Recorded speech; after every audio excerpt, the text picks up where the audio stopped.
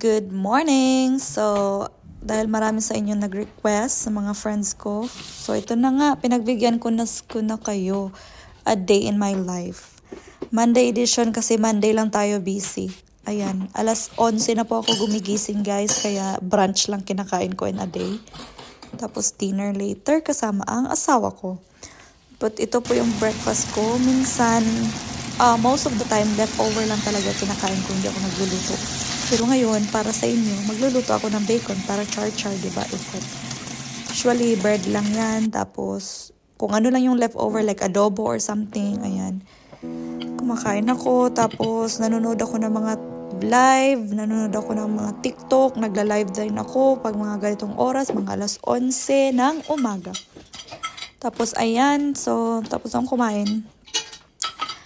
Ligpit tayo guys, dishwasher guys na hindi ko sana gustong gamitin kaso tinatamad na din ako kaya dishwasher na tayo dito. Dishwasher is life na tayo. Ayan. Nakaseparate po yung basura nila sa mga pagkain.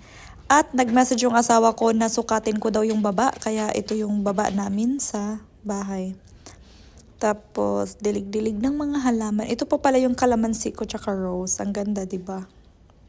Ang bilis naman po ng pag-voice over ko same sa bilis ng mga pagkilos-kilos, whatever.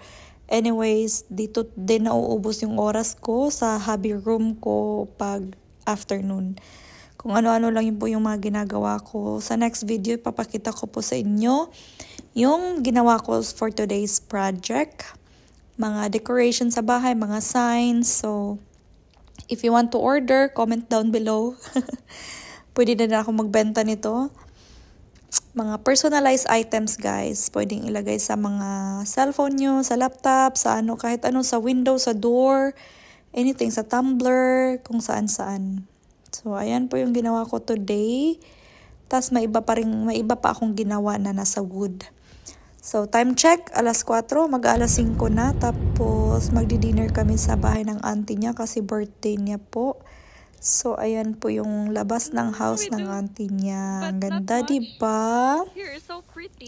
Tapos, uso din pala dito sa kanila guys ang balutin mo ako. Kaya may bring home din ako. Thanks for watching!